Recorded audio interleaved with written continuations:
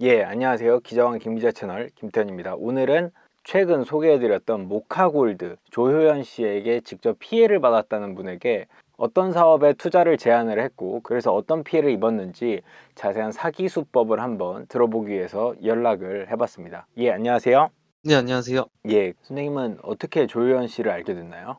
제가 그 축구 동호회에서 활동을 했었거든요. 친하게 지내던 형이 한 분 계셨었는데, 2017년 여름쯤에 그 형이 제가 주식에 관심이 많은 걸 알고서, 그 당시 이제 주식 열기가 지금처럼 엄청 뜨거웠었어요. 예, 그 형도 조씨 덕에 그 수익도 많이 얻고, 그 네이버 카페 하나를 소개시켜 주더라고요. 그때가 언제였나요? 2017년 한 8월쯤 될 거예요. 그래서 그 카페를 추천해줘가지고 가입하고 보니까 사람들이 수익을 봤다는 뭐 투자 후기 이런 것들도 많이 올라와 있고, 그 카페라고 하면 이제 모카골드 투자연구소인가?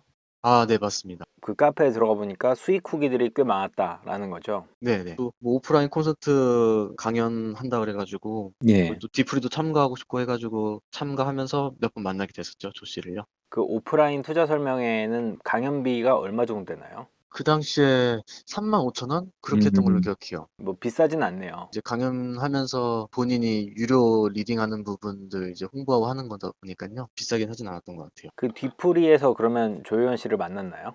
예, 몇 번 봤었어요. 그때는 뭐 조효연 씨가 어떤 추천 같은 걸 했었나요? 종목 추천이나 앞으로 뭐 어떻게 흘러갈 것이다라고 예측한 부분이 어떤 건가요? 우선은 그 조 씨가 그 당시에 이제 예. 상승장을 예측을 했었어요. 그래서 코스피가 곧 3천 이상 그리고 5년 안에 5천을 갈 거라 예상을 했었고요. 예. 대부분 이제 대형주 위주로 추천을 많이 했었어요. 실제로는 어떻게 됐나요? 실제로도 코스피 지수가 박스권을 깨고서 한 1900에서 2600을 갔었거든요. 예. 그게 2017년 초부터 2018년 초까지 한 1년 만에 700, 800 가까이 지수가 올랐었는데요. 초기에는 그 말했던 부분들이 어느 정도 맞았었죠. 그래서 좀 신뢰를 하게 되신 거네요. 예, 맞습니다. 그게 가장 결정적이었고요.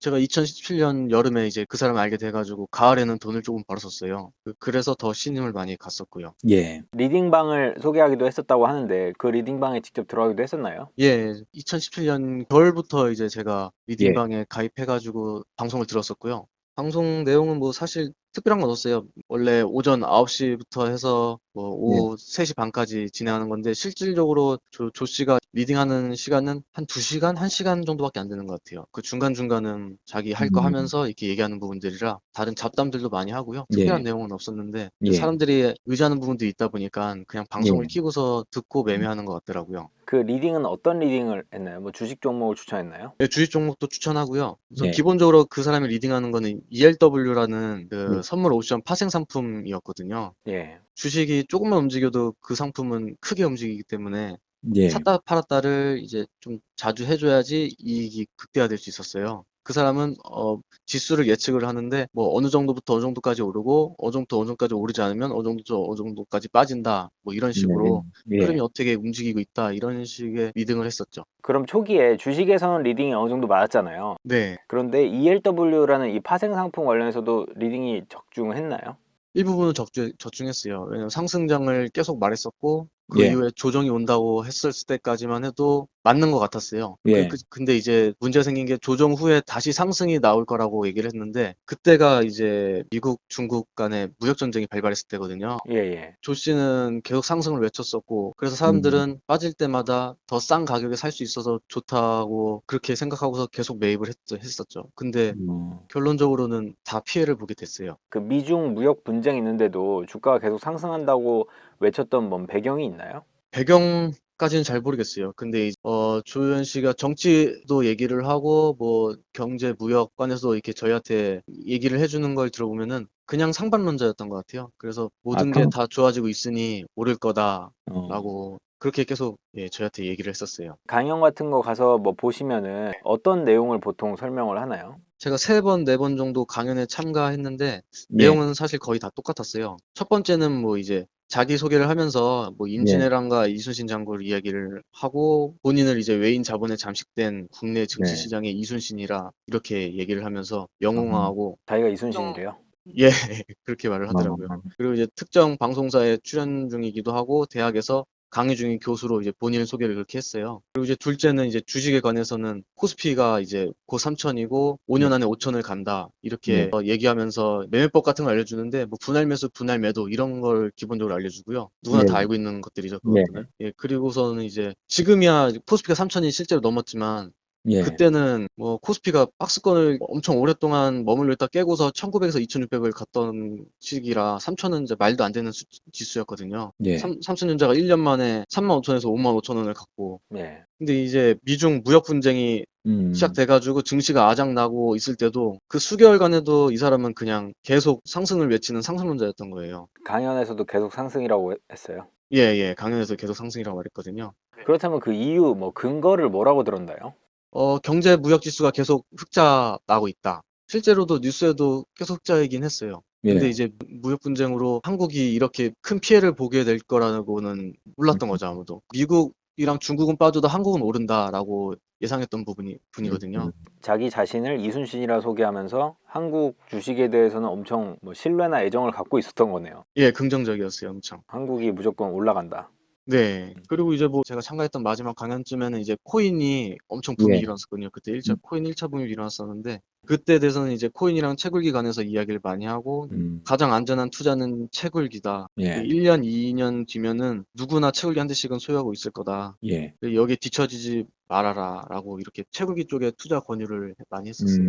어떤 분은 이런 부분은 잘 안 맞는 것 같아요 라고 물어보면은 오히려 당신이 공부를 안 해서 그렇다라고 호통을 치고 뭐 그랬다던데 그것도 사실인가요? 예, 그게 가장 큰 문제점인 것 같아요. 상승을 외치면서 실제로 상승을 했었고, 그거에 대해서 이제 사람들의 믿음이 커지다 보니까, 목화샘을 정말 지지하는 사람들이 많았어요. 강성 지지층이라고 해야 될까요? 그분들이 이제 뭔가 반론을 제기하는 사람들, 의문을 제기하는 사람들을 말도 못 꺼내게 그냥 다 짓밟았어요. 왜 그런 식으로 질문하냐, 왜 못 믿냐, 예. 이런 식으로 하다 보니까, 그분들도 얘기를 못 하게 되고 조 씨는 어깨가 이제 하늘로 치솟은 거죠. 그래서 네. 무슨 말 하는 사람들한테 자기가 다 옳다는 듯이 의기양양하게 다 말을 했어요.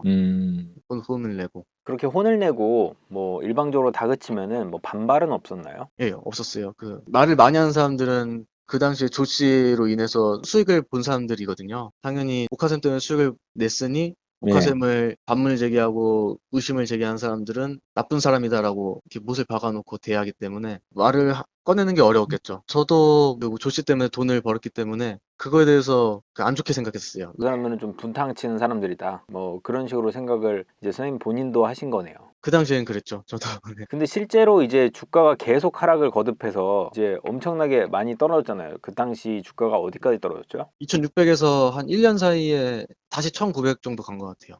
그 1900까지 다시 돌아갔을 때 계속 매수하라 매수하라 했던 조효연 씨에 대해서는 비판이 그때도 없었나요? 있었죠. 이 사람이 계속 상승을 외치다가 2600에서 고꾸라지면서 이제 이건 조정이다. 이건 조정이니까 떨어질 때마다 매수하라고 했었거든요. 예, 예. 근데 이게 끝도 없이 떨어지더라고요. 예. 2600에서 며칠 만에 2200 정도 간 것 같아요. 대부분들이 이제 레버리지 상품을 매매하는 사람들이라 그 정도만 떨어져도 수익률은 많이 떨어지거든요. 그 레버리지 상품을 많이 쓰나요, 보통? 그 당시에는 사람들 잘 몰랐었어요. 그 레버리지라는 게 2배거든요. 그러니까 코스피가 1%로 오르면은 2% 오르고 만약에 예, 1% 예. 떨어지면은 2% 오르는 인버스라는 게 있고요. 대부분의 사람들이 상방을 이제 알고 있다 보니까 레버리지를 많이 샀거든요. 근데 지수가 고꾸라지면서 2배로 수익이 악화되는 그런 상품을 매수를 한 거죠. 어차피 오른다는 확신이 있으니까 그러면 네, 두 배로 먹자 해서 레버리지로 사서 들어갔는데 이게 꼬꾸라지기 시작하니까 두 배로 꼬꾸라지는 거네요. 그래서 그 예측이 틀렸을 때는 결국 어떻게 됐나요? 대부분의 사람들이 손해를 많이 봤고요. 그다음부터는 카톡방이 조금씩 조용해졌어요. 예, 수익 예. 안 난 사람들은 조용히 떠나고 수익 난 사람들은 또 수익을 봤다고 올리는 사람도 있고요. 그래서 이제 사람들이 잘 모르는 거죠. 수익 난 사람들은 떠드니까 수익 난 줄만 아는 거고 수익 안 난 사람들은 자기가 못해서 떨었다 이런 생각이 드니까 그냥 떠나는 거고 그렇게 되더라고요. 조효연 씨가 자기가 운영하는 이런 팬방이라고 해야 될까요? 카톡방이 여러 개 있었다고 알고 있는데요. 리딩방은 아니죠, 그게? 유료 리딩방 듣는 사람들의 카톡방이 따로 있었고요. 무료 리딩방 그리고 뭐 투자자방 이렇게 해서 한 6개, 7개 정도 있던 걸로 기억해요. 그 한 방에 한 몇 명 정도 있었나요? 많은 데는 800명 정도 있었고요. 적은 데는 한 400명 정도? 최소 5, 600명이라고 쳤을 때는 4,000명이 넘는 거네요. 그 정도 되겠죠. 그 정도로 엄청나게 열렬한 지지층이 있었던 거네요. 예, 맞아요. 그 네이버 카페 같은 경우도 제가 2017년 여름에 가입했을 때는 회원수가 한 7, 8천 명밖에 안 됐었어요. 근데 네. 나중에 가장 화랑인 시기 뭐 한 5만 명까지 갔었거든요. 그래서 그 카톡방에서 막 사람이 떠나고 그랬다고 하셨잖아요. 실제로 사람이 많이 줄어들었나요? 예, 카톡방도 그렇고 카페도 그렇고 사람들이 많이 나갔죠. 아무래도 주식 시장도 많이 안 좋아지고 코인 시장도 안 좋아지면서 투자자들 그리고 리딩 들었던 사람들 다 떠나시더라고요. 저 또한 그랬고요. 투자 사기가 밝혀지기 전에도 이제 조효연 씨에 대해서는 거의 신뢰가 많이 떨어진 거네요. 그쵸. 거의 기간이 얼마 차이가 안 나요. 사람들이 신뢰가 없어지면서 바로 이제 소송을 들어갔거든요. 동시다발적으로 이루어졌다고 보고 있어요. 그 신뢰가 완전히 사라진 그때가 한 언제쯤 되나요? 2018년 4, 5월쯤에 그렇게 신뢰가 네. 무너져고 단톡방 이런 데서 사람들끼리 부정적인 얘기들이 많이 오갔어요. 신뢰도 하락하고 그 투자 사기도 터지고 그게 동시다발적으로 이루어진 게 2018년 한 4, 5월쯤이라고 말씀을 해주셨는데요. 그러면 이제부터는 투자 사기 쪽에 한번 얘기를 해보겠습니다. 구독, 좋아요, 알림 설정까지 부탁드립니다. 20만 가자!